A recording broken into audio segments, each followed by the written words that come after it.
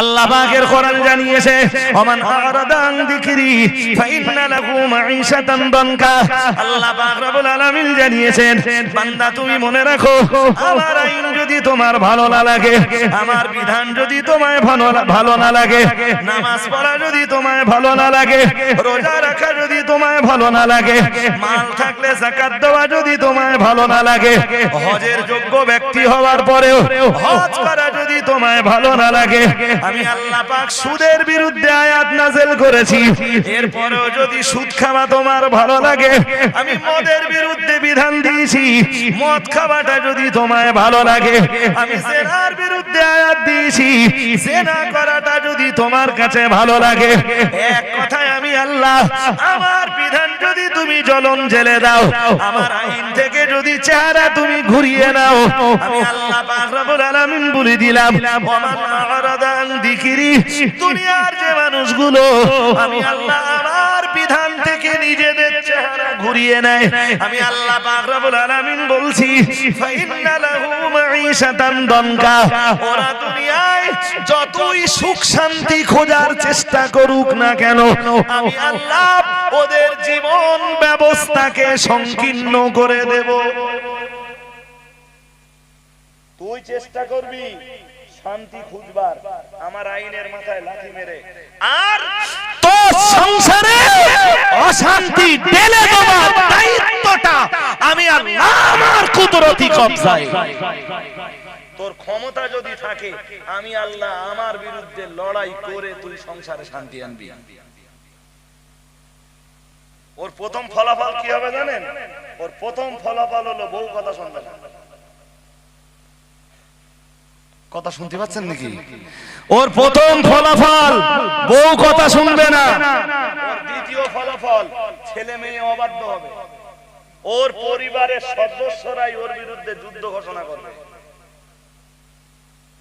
যাদের ঘরে টাকা আছে, ফ্রিজ আছে, এসি আছে, আলমারি আছে, শোকেস আছে, 1.5 লাখ টাকা দামের খাট আছে, মোজাইক করা বাড়ি আছে, সব আছে, মুসলমান বলে পরিচিত হওয়ার পরও আল্লাহর আইন নেই, আল্লাহর সংবিধান নেই, আল্লাহর বিধান নেই। ঘুরে আপনি সংবাদ নিয়ে দেখেন যে তারা পারিবারিকভাবে সুস্থ নয়। ওই আমরা দূর থেকে দেখি যে মোজাইক করা বাড়ি, জি এসি, ঘরের ভিতরে এসি আছে, কি শান্তিতে আছে। খোঁজ নিয়ে দেখেন অবস্থা খারাপ।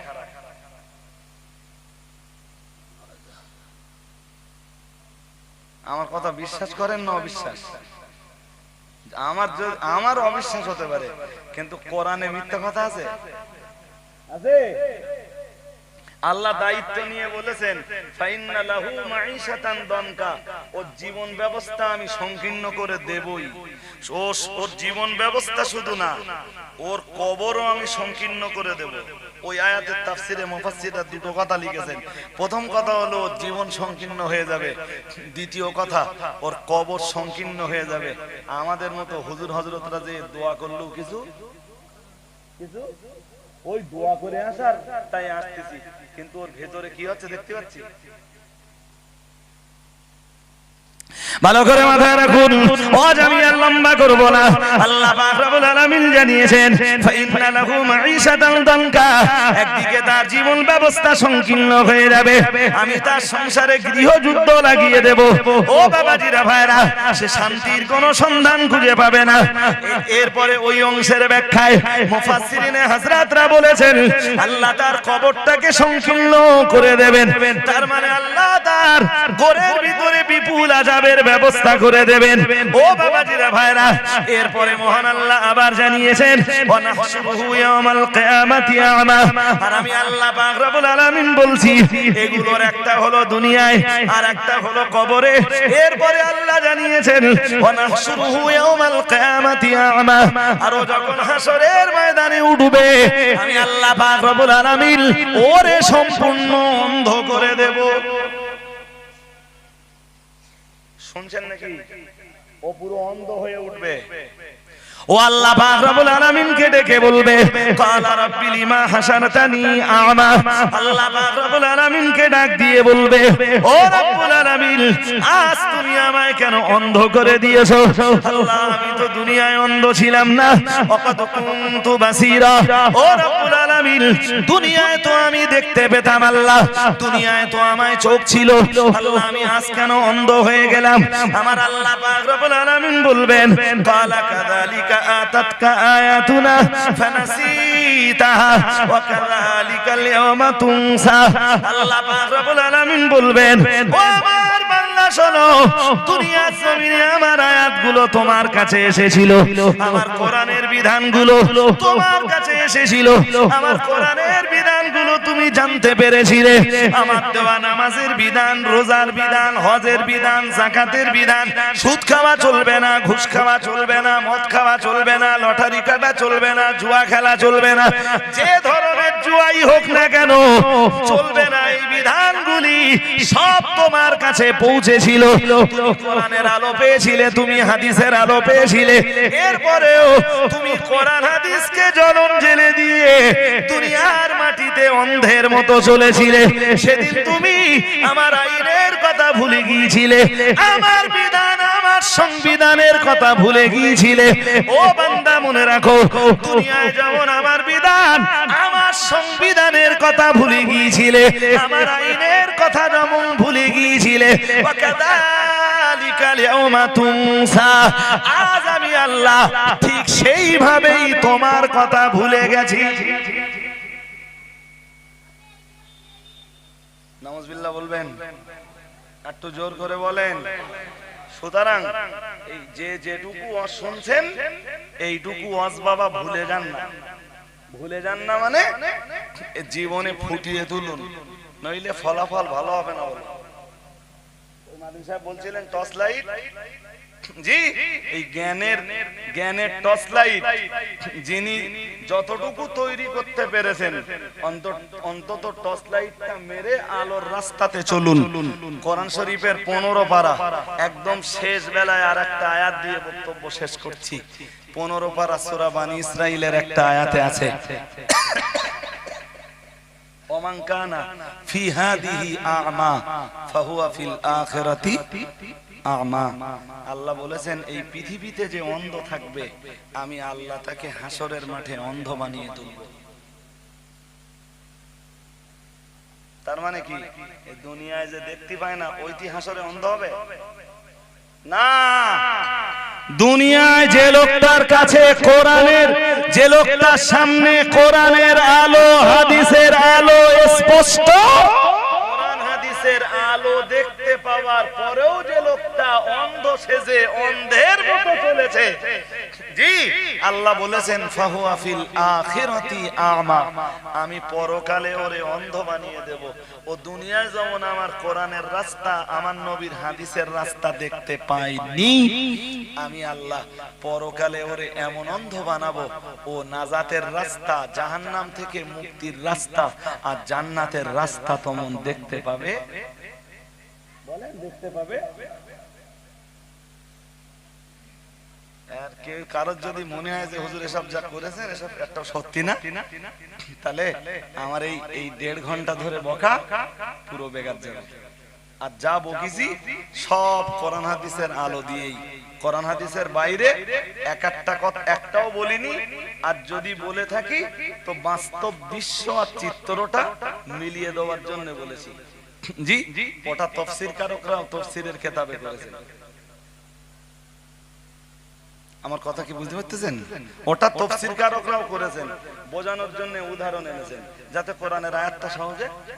আরে আল্লাহ নিজেও তো কোরআন শরীফে করেছেন, করেননি? কিছু বলেন করেননি? কোথায় আছে? কোন জায়গায়? সে আর জানি আমরা। হ্যাঁ কোরআনের এক জায়গায় না, 2 জায়গায় না, বহু জায়গায় আল্লাহ নিজে দৃষ্টান্ত দিয়েছেন, নিজে উদাহরণ দিয়েছেন, উদাহরণ দিয়ে মানুষকে বুঝিয়েছেন। তো উদাহরণ দেওয়ায় কোনো আপত্তি নেই বাবা। রাসূলুল্লাহ সাহাবীদেরকে উদাহরণ দিয়ে বোঝাতেন। সুবহানাল্লাহ বলেন। আল্লাহ পাক রব্বুল আলামিন জানিয়েছেন, ইয়া আইয়ুহাল্লাযীনা আমানু, আল্লাহ পাক রব্বুল আলামিন জানিয়েছেন, তোমরা যারা ঈমান এনেছো, পরকালকে যারা বিশ্বাস করেছো, জান্নাত জাহান্নামকে যারা বিশ্বাস করেছো, হাসরের ময়দানে আল্লাহ পাকের আদালতের সামনে দাঁড়াতে হবে, এ বিশ্বাস যারা করেছো, আমি আল্লাহ পাক রব্বুল আলামিন বলছি, উদখুলু ফিস সিলমি কাফা,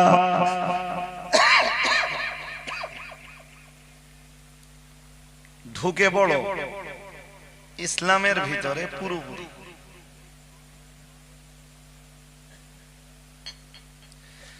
আল্লাহর দাবিটা দুনিয়ার কোন কাফেরের কাছে নয়, কোন জৈনের কাছে নয়, বৌদ্ধের কাছে নয়, কোন বেধর্মীর কাছে নয়। আল্লাহর কোরআনের এ দাবি হলো ঈমানদারের কাছে।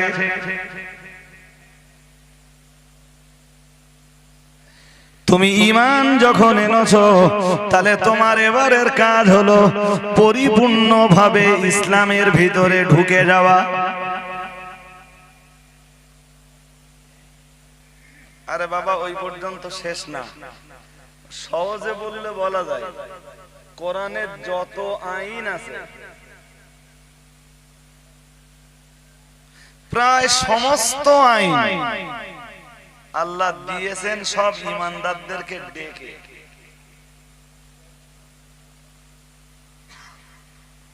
সুদ খাওয়া যাবে না, ঈমানদারদের ডেকেছেন। মদ খাওয়া চলবে না, ঈমানদারদেরকে ডাক দিয়ে বিধানটা দিয়েছেন। নামাজ পড়া লাগবে, ঈমানদারদেরকে ডেকে আল্লাহ বলেছেন। রমজান মাসে রোজা রাখতে হবে, ঈমানদারদেরকে ডেকেই বিধান দিয়েছেন। মালের মাল থাকলে যাকাত দিতে হবে, হিন্দুর মাল থাকলে যাকাত দাও, এ বিধান আল্লাহ দিয়েছেন কোন হিন্দুকে? আবার বলে মুসলমান। আচ্ছা, আগে ঈমানদার না আগে মুসলমান? আমি কোন বছর এই মজলিসে ওয়াজ করেছিলাম, কোন এক বছরে আমি এই মজলিসে ওয়াজ করেছিলাম ঈমানদার আর মুসলিম। আগে আপনার ভিতরে ঈমান আসবে,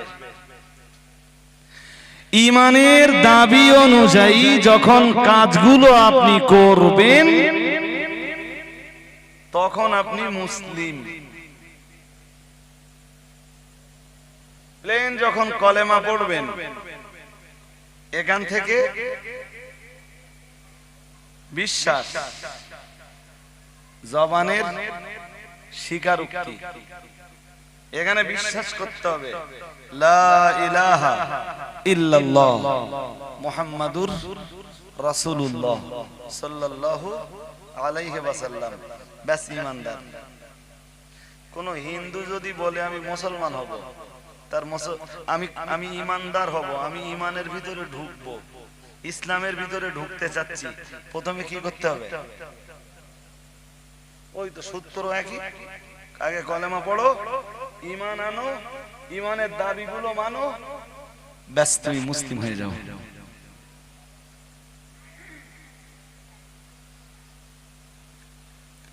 দাবি একটাও মানিনি আমরা।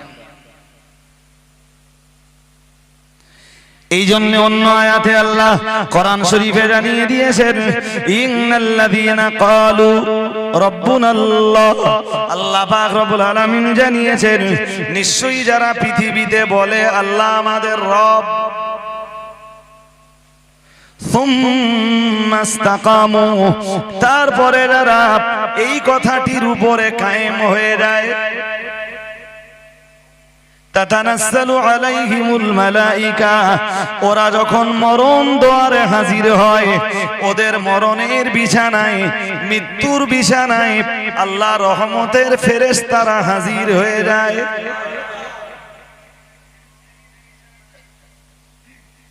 মন দিয়ে শুনুন কথা, দুটো কথা। কি?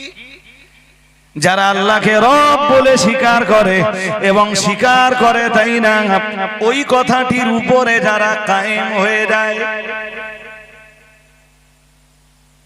আল্লাহকে রব বলে স্বীকার করার পরে রবের বিধানগুলোকে যারা মেনে চলে। রব আমাকে বিধান দিয়েছেন সুদ খাওয়া চলবে না, সুতরাং সুদ আমি বর্জন করে চলবো। রব আমাকে বিধান দিয়েছেন লটারির টিকিট কাটা চলবে না, জুয়া খেলা চলবে না, সুতরাং আমার রবের বিধান আমার জীবনে ফুটিয়ে তুলবো।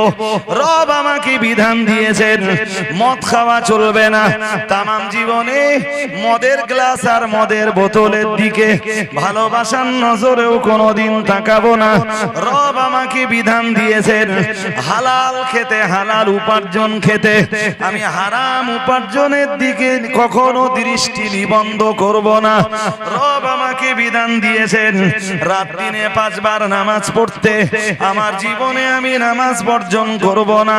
রব আমাকে বিধান দিয়েছেন আমাকে বিধান দিয়েছেন মাহে রমজানে 1 মাস রোজা রাখতে, আমি সুস্থ শরীরে কখনো রোজা বর্জন করব না।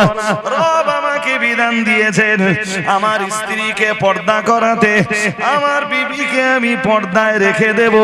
আমার রবের বিধানগুলি আমি কখনো লঙ্ঘন করব না, অবমাননা করব না। আল্লাহ পাক রব্বুল আলামিন জানিয়েছেন আল্লাহকে রব বলে স্বীকার করার পরে যারা এই কথাটির উপরে কায়েম হয়ে যায়, আমি আল্লাহ পাক রব্বুল আলামিন বলছি তাতানাজ্জালু আলাইহিমুল মালাইকা, তাদের মৃত্যুর বিছানায় আল্লাহর রহমতের ফেরেশতা হাজির হয়ে যায়।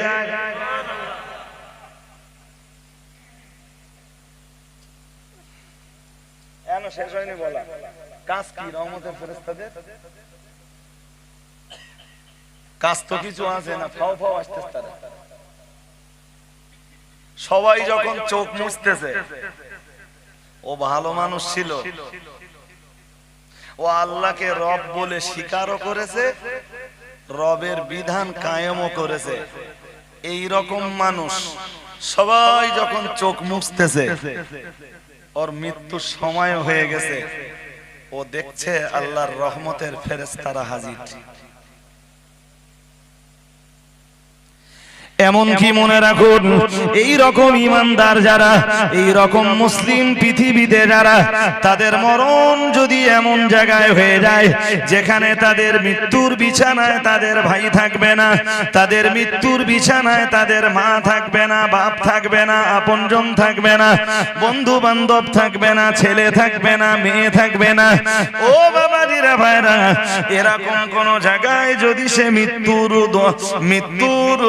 মৃত্যুর করিব হয়ে যায়, এরকম কোন জায়গায় যদি সে মরণ দোয়ারে হাজির হয়, কলেমা তালকিন দোয়ার মতো কেউ যদি না থাকে, তাহলে আল্লাহর রহমতের ফেরেশতার কাজ হলো আল্লাহর এই বান্দাকে কালেমার তালকিন করানো।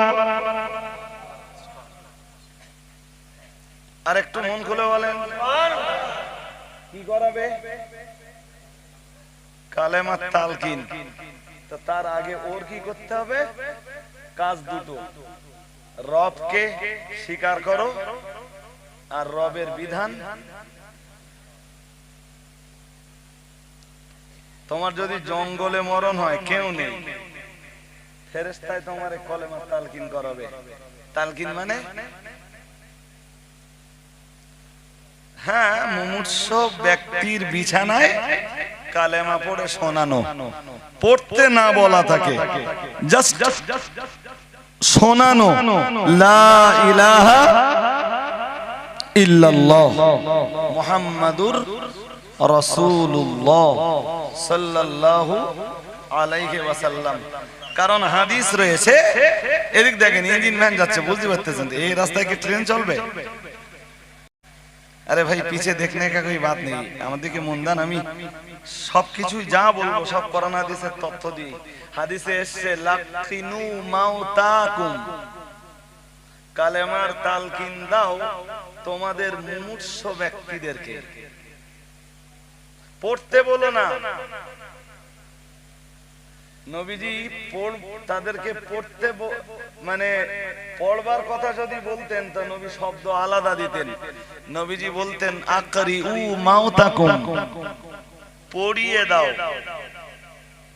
পড়িয়ে দাও তোমাদের ভিতরের যে মানুষগুলো মৃত্যুর বিছানায় পৌঁছে যায়, লা ইলাহা ইল্লাল্লাহ, এটা পড়িয়ে দাও। নবী তা বলেননি, কারণ এই প্রত্যেকের মৃত্যুর সময় একটা যন্ত্রণা আছে। এটাও আমার কথা না, কোরআন বলেছে 26 পারা সূরা কফের ভিতরে আছে, ওয়াজাআত সাকারাতুল মাউতি বিল হক। সাকারাতুল মাউত যেটা মৃত্যুর কষ্ট, যেটা কম হোক আর বেশি হোক সবারই আছে। ওই সময় সে মৃত্যুর কষ্টের ভিতরে রয়েছে, তাকে কালেমা পড়তে বললাম, পড়লো তো না, উল্টে সে বলে দিলে পড়বো না, তাহলে ও জাহান্নামে যাবার রাস্তাটা পাকা হলো। তার চেয়ে বরং ভালো ওর মাথার কাছে বসে বা ওর মৃত্যুর বিছানায় বসে পড়ো লা ইলাহা ইল্লাল্লাহ। যদি ওর ভালো মনে হয় তো ওই একদিন ওই এক সময় শুনতে শুনতে পড়ে নেবে লা ইলাহা ইল্লাল্লাহু মুহাম্মাদুর রাসূলুল্লাহ সাল্লাল্লাহু আলাইহি ওয়াসাল্লাম। আর এইটা পড়ে যদি কারোর মরণ হয়, নবী একদম রাস্তা তার জন্য পাকা করে দিয়ে বলেছেন ফাদাখালাল জান্নাতা। যে লোকটা লা ইলাহা ইল্লাল্লাহ এই কথাটা বলার পরে আর কোনো কথা বলবে না, ওটা শেষ কথা, দুনিয়ায় ওইটা শেষ কথা। নবীজি বলেছেন ফাদাখালাল জান্নাতা, আল্লাহর জান্নাত তার নসিবে মঞ্জুর হয়ে যাবে।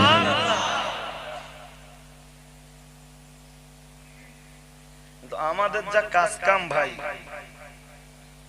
সব করি, কিন্তু মুসলিম সমাজে সব আছে, কোরআন নেই, সব আছে, ইসলামী বিধান নেই, সব আছে, রবের বিধান নেই। আমি ওই যে একটা পড়ছিলাম, আবার একটু ফিরে আসি। কোনটা? কোরআন শরীফে আল্লাহ ঈমানদারদেরকে ডাক দিয়ে বলেছেন ইয়া আইয়ুহাল্লাযীনা আমানু, আল্লাহ পাক রব্বুল আলামিন জানিয়েছেন হে দুনিয়ার ঈমানওয়ালা মানুষের দল, তোমরা যারা ঈমান এনেছো, পরকালকে যারা বিশ্বাস করেছো, আমি আল্লাহ পাক রব্বুল আলামিন বলছি উদখুলু ফিস সিলমি কাফা, পরিপূর্ণভাবে ইসলামের ভিতরে তোমরা দাখিল হয়ে যাও। একটু একটু না, অর্ধেক অর্ধেক না, খানিকটা খানিকটা না, 3 ভাগের 2 ভাগ না, 50% না, 60% না, 80% না, 95% না, ইসলামের ভিতরে যদি ঢুকতে হয়, কালেমা যারা পড়েছো, যদি মুসলিম বলে পরিচয় দিতে হয়, তাহলে পুরোপুরি ঢুকে যাও। এই বিধান কার? কাদের জন্য দিচ্ছেন? সেই ইমানদার কারা? আমরা না ঘোষপাড়ায়?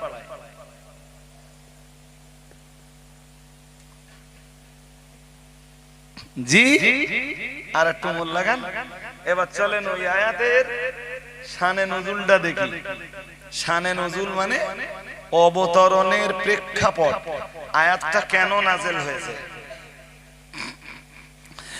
ইহুদিদের একজন জবরদস্ত পণ্ডিত হযরত আব্দুল্লাহ বিন সালাম যখন কালেমা পড়লেন, ইসলামের तमाम বিধিবিধান সব মেনে নিলেন। আগে ইহুদি, এখন বিধিবিধান মেনে নিয়ে মুসলিম, এখন ঈমানদার। তবে হযরত আব্দুল্লাহ বিন সালাম কালেমা পড়ার পরেও ইসলামের দুটো জিনিসকে তিনি মেনে নিতে পারেননি, অথবা বলা যায় কালেমা পড়ার পরেও তার ভিতরে ইহুদিদের দুটি রীতি বিরাজ করছিল।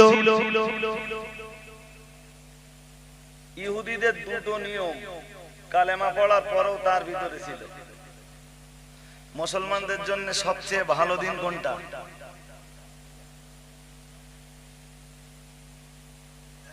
কোন দিন?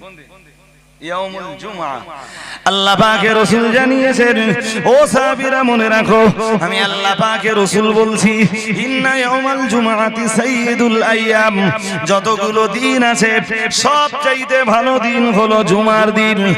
আল্লাহ পাকের রাসূল জানিয়েছেন, অপরই জানিয়েছেন, ওয়া হুয়া আফদালু মিন ইয়াউমিল ফিতরি ওয়া ইয়াউমিল আদহা আও কামা ক্বালা আলাইহিস সালাম।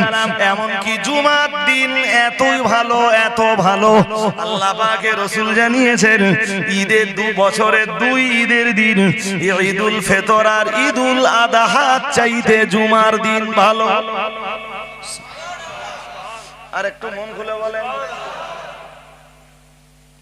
তবে এটাও দুঃখ, এটা আর একটু আফসোসের সাথে বলতে হয় যে মুসলমানদের ভিড় ঈদগায় বেশি না জুমায় বেশি? তাহলে মুসলমানের কাছে এখন ভালো দিন কোনটা, জুমা না ঈদ?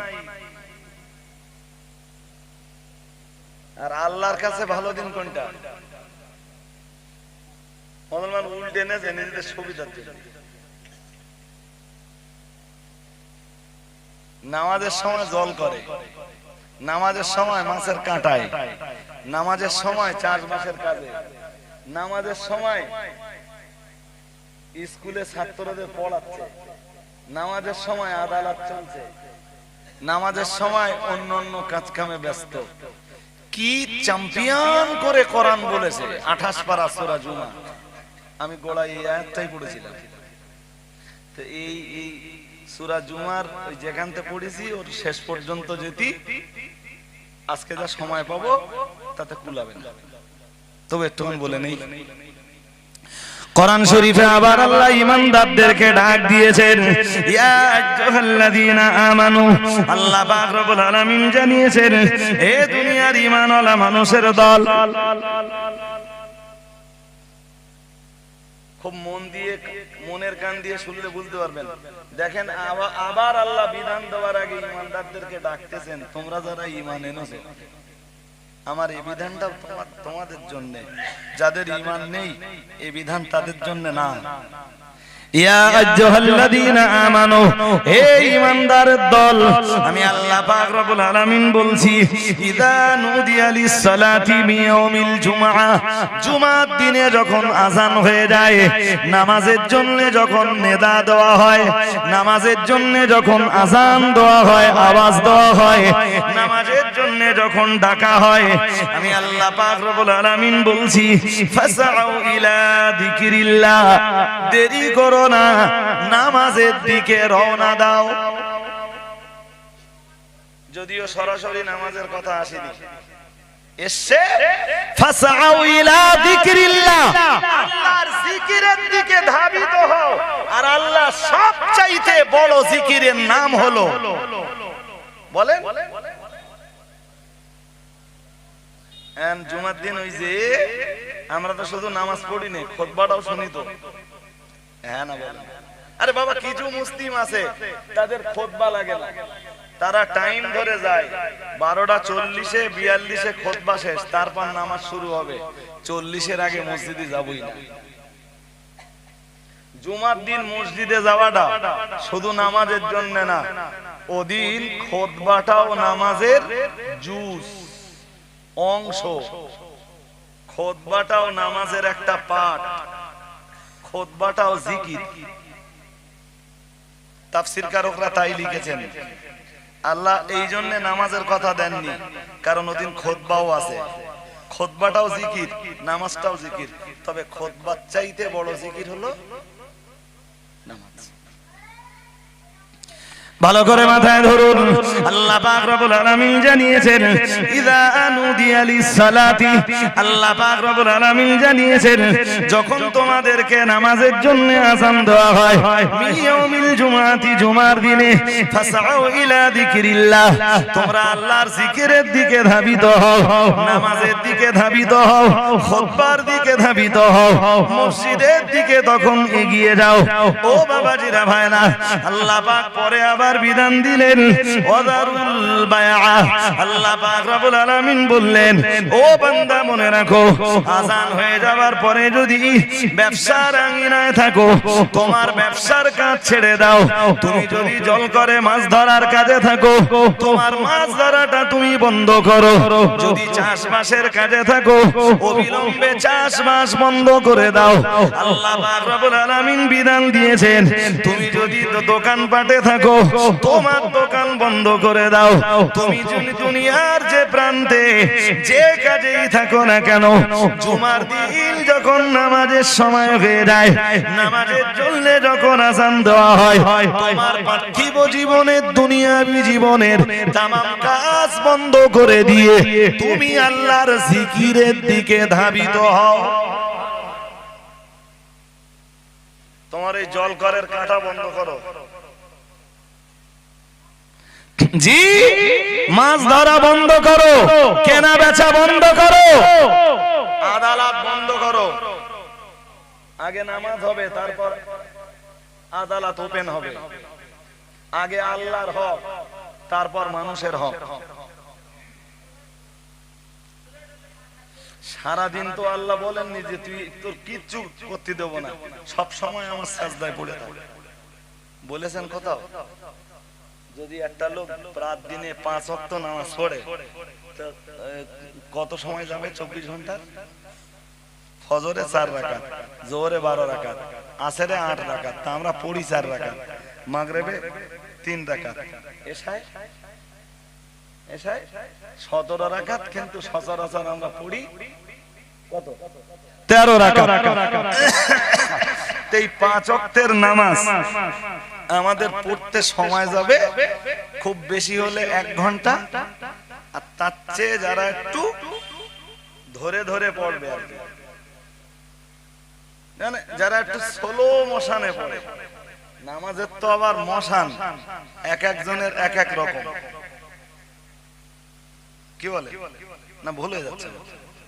হ্যাঁ, তো অধিকাংশের মশান হলো রাজধানী এক্সপ্রেস, মশান নামাজে। জি, আর 2-4 জন মুসল্লি রয়েছে যারা নামাজ পড়ে একটু স্লো মোশন। আসলে সব নামাজিকে জানতে হবে, আপনি যখন নামাজে দাঁড়ান তখন আপনার রবের সঙ্গে, আপনার আল্লাহর সাথে আপনার কথা হয়। সুবহানাল্লাহ পড়িনি, একটু মন খুলে বলেন। এ কথা যে নবী বলেছেন সে নবী জীবনে মিথ্যা কথা বলেন। কাফেরদের কাছেও সে নবীর কোনোদিন মিথ্যা ধরা পড়েনি। সুবহানাল্লাহ পড়েন।